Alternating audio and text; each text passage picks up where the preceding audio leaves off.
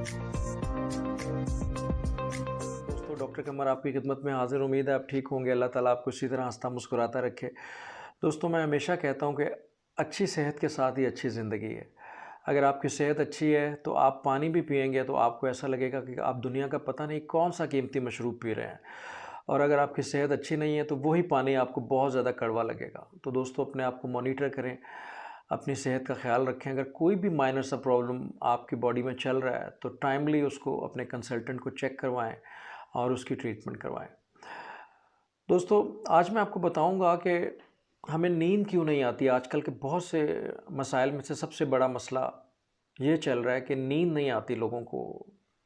और हमारे पास mostly patient आते हैं और हमें कंप्लेन करते हैं कि डॉक्टर साहब हमारी नींद ठीक नहीं है। दोस्तों, इसकी एक तो वजह यह है कि पिछले 1.5-2 सालों में कोरोना वायरस की वजह से लोगों का स्लीप पैटर्न इस तरह से डिस्टर्ब हुआ कि स्कूल और कॉलेजेस बंद हो गए और बच्चे और बड़े रात लेट नाइट तक जागते रहे और सुबह देर तक सोते रहे, जिसकी वजह से ये पैटर्न टोटली डिस्टर्ब हो गया। बच्चों को भी और बड़ों को भी जैसे ही सुबह का टाइम होता था, फजर का टाइम होता था, उस वक्त नींद आती थी, सारी रात जागने की वजह से। तो इसकी एक बड़ी वजह ये। दूसरा ये कि इन्फ्लेशन रेट बहुत बढ़ गया, महंगाई बहुत हो गई और ज़रूरत से ज़्यादा लोगों को काम करना पड़ा और इसकी वजह से डिप्रेशन में चले गए लोग। तो डिप्रेशन तो एक ऐसा मसला है, एंजाइटी ऐसा मसला है जिससे बहुत से मसाइल और भी जन्म लेते हैं और उनमें से एक मसला नींद का है, नींद उड़ जाती है। दोस्तों, दूसरा एक बात यह है कि हमारा जो बेड है जहाँ पे हम सोते हैं वो कंफर्टेबल नहीं है। या तो हमारे रूम में बहुत ज़्यादा सर्दी है या बहुत ज़्यादा गर्मी है। हमें बहुत ज़्यादा नेचुरल तरीके से अपने कमरे को नॉर्मल टेम्परेचर पे रखना होगा अगर हमने टाइमली सोना है। और बहुत ज़्यादा हमारी नींद इस वजह से भी डिस्टर्ब हो जाती है। तीसरी वजह यह है कि दोस्तों, आजकल हम रात को सोने से पहले इलेक्ट्रॉनिक डिवाइसेस बहुत ज़्यादा यूज़ करते हैं, जिसमें कंप्यूटर आ जाता है, लैपटॉप आ जाता है। और सबसे भी बड़ी बीमारी जो हम सब लोगों में होती है, छोटा क्या और बड़ा क्या, कि मोबाइल हम लोग बहुत ज़्यादा यूज़ करते हैं। स्पेशली जब सोने का टाइम होता है तो हम मोबाइल लेके बैठ जाते हैं बेड के ऊपर और लेटते हुए काफ़ी देर तक, 1.5-2 घंटे तक हम मोबाइल देखते रहते हैं, जिसमें वीडियो गेम्स हैं और मुख्तलिफ़ चीज़ें हम देखते रहते हैं। और इस तरह क्या होता है कि हमारी नींद उड़ जाती है। दोस्तों, कैसे उड़ती है ये नींद, मैं आपको ये मैकेनिज़्म आपको समझाता हूँ। अल्लाह ताला ने एक ऐसा मैकेनिज़्म बनाया है नींद का। हमारे ब्रेन में एक ग्लैंड होता है, पीनियल ग्लैंड, जो मेलाटोनिन हार्मोन सिक्रीट करता है। उसका काम ये है कि नींद लाना, उसको स्लीप हार्मोन कहते हैं। जैसे ही मगरिब का टाइम होता है, हमारे ग्लैंड में से, पीनियल ग्लैंड में से ये हार्मोन रिलीज़ होना शुरू हो जाता है और रात देर तक ये रिलीज़ होता रहता है और इस तरह हमें नींद आना शुरू हो जाती है रात को अपने टाइम पे। और जैसे ही सुबह होती है, सूरज की किरणें हमारी आँखों में पड़ती हैं, तो हमारा ब्रेन जो है वो पीनियल ग्लैंड को ये इशारा देता है, ये पैगाम देता है कि अब तुम ये सिक्रीशन बंद कर दो, अब इसकी ज़रूरत नहीं है क्योंकि दिन हो गया, हमें जागना है। और इस तरह क्या होता है, हम जागना शुरू कर देते हैं और हम एक्टिव हो जाते हैं, हमारी आंखें खुल जाती हैं और नींद दूर भाग जाती है। अब होता क्या है कि जैसे ही हम सोना शुरू करते हैं रात को और हम मोबाइल हाथ में पकड़ लेते हैं, तो मोबाइल की रोशनी जब हमारी आंखों में पड़ती है तो ब्रेन जो पीनियल ग्लैंड को ये पैगाम देता है कि अब सुबह हो गई है, तुम अपनी सिक्रीशन बंद कर दो, मेलाटोनिन बंद कर दो सिक्रीट करना। तो उससे क्या होता है, हम एक्टिव हो जाते हैं और जब हम एक्टिव होते हैं तो हमारी नींद उड़ जाती है और मेलाटोनिन की सिक्रीशन कम हो जाती है। तो दोस्तों, इसलिए सबसे ज़रूरी बात यह है कि आप सोने से कम 1 घंटा पहले किसी भी किस्म की कोई इलेक्ट्रॉनिक डिवाइस यूज़ ना करना है। तो इंशाल्लाह आपकी नींद काफ़ी हद तक बेहतर हो जाएगी। दूसरी एक और बात इसमें मैं ऐड करूँगा कि लोग जब अपने कामों से थके हुए सुबह को निकलते हैं, जब शाम को आते हैं तो उस वक्त ये सो जाते हैं और उसमें काफ़ी देर तक सोए रहते हैं। अगर 4 बजे कोई आता है तो रात को 7-8 बजे तक सोया रहता है। तो ये जो सोने का जो टाइम है, जो शाम का है, वो कम से कम आपने 40 मिनट से ज़्यादा नहीं करना। 30 टू 40 मिनट्स के बाद आपने थोड़ा सा अपनी आँख झपकनी है और उठ के अपने रूटीन वर्क, अपने कामों में लग जाना है, ताकि आपको टाइमली रात को नींद आ जाए।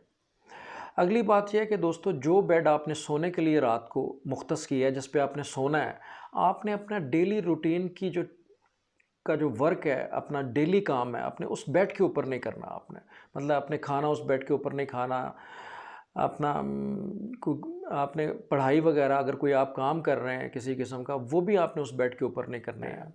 कुछ भी कर रहे हैं अपना डेली रूटीन वर्क, आपका इंडोर आपका कोई काम है तो आपने उस बेड के ऊपर नहीं करना, क्योंकि सोने के टाइम आपकी एफिलिएशन बेड के साथ ऐसी होनी चाहिए कि आप जब अपने बेड के ऊपर जाएं तो आपको ऑटोमेटिकली नींद आ जाए, आपका ब्रेन कहे कि अब आप बेड के ऊपर आ गई हैं, अब आपने सोना ही सोना है।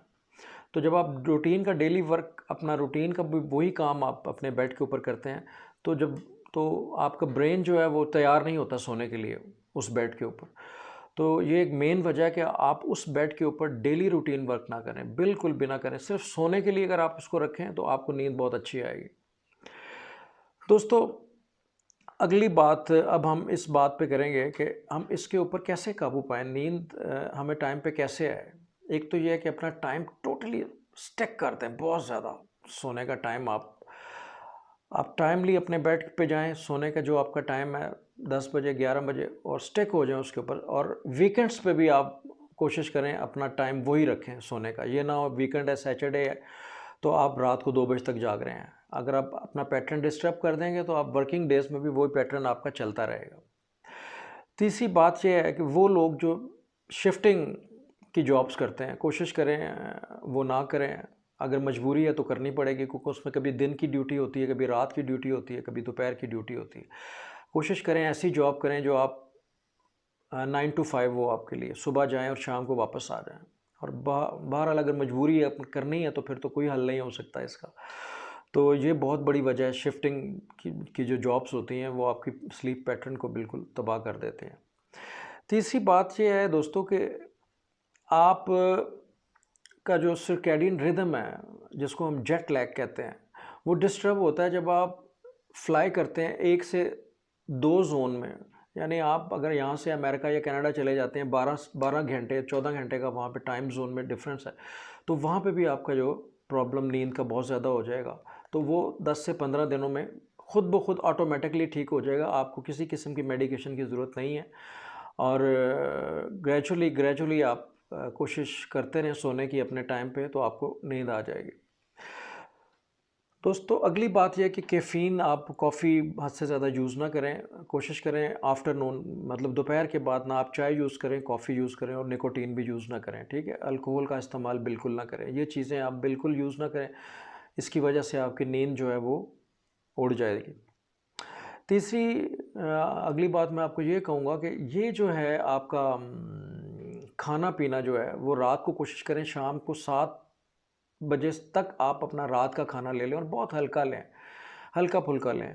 आपने देखा होगा गांव के लोग जो हैं शाम को खाना खा लेते हैं और बड़ी सुकून की नींद सोते हैं, और उसकी वजह यह है कि उनका खाना जो है वो टाइम पे हज़म हो जाता है सोने तक। जो शाम को जब वो 6 साढ़े 6 7 बजे खाना खा लेते हैं, 9-10 बजे वो लोग सोते हैं, तो उनका खाना काफ़ी हद तक हज़म हो चुका होता है। किसी किस्म के हार्ट बर्न का प्रॉब्लम नहीं होता, आपके स्टोमक का मसला नहीं होता, ठीक है, आपकी गैसेस नहीं बनती। और जब ये गैसेस ऊपर जाती हैं तो आपको स्लीप का पैटर्न डिस्टर्ब हो जाता है, आपको नींद नहीं आती। तो दोस्तों, ये बहुत ज़रूरी बातें थी आपके साथ जो मैंने शेयर करनी थी, और उम्मीद है आपको पसंद आई होंगी। अगर आप ये बातें नोट फरमा लें और इसके ऊपर अमल करें तो उम्मीद है आपकी 90% जो स्लीप पैटर्न है आपका ठीक हो जाएगा। दूसरी एक वजह ये मैं आपको बताऊं कि बहुत ज़्यादा ओवर मेडिकेशन जो आप दवाइयाँ ले रहे हैं, अपने डॉक्टर के मशवरे से लें, उन दवाइयों की वजह से भी आपकी नींद उड़ती है। और डिप्रेशन का जो मैंने प्रॉब्लम बताया, अगर ज़रूरत से ज़्यादा डिप्रेशन है तो आप अपने फैमिली कंसल्टेंट को चेक करवाएं, वो आपको मेडिसिन देगा, क्योंकि नींद की कोई भी दवा आपको बग़ैर प्रिस्क्रिप्शन के मेडिकल स्टोर से नहीं मिलती, और आप ख़ुद से कभी नहीं खाएंगे वो। ये आपके लिए प्रॉब्लम क्रिएट करेगी बहुत ज़्यादा, और आप छोड़ नहीं सकेंगे, ठीक है। तो इसलिए कभी भी ऐसी मेडिकेशन यूज़ ना करें ख़ुद से।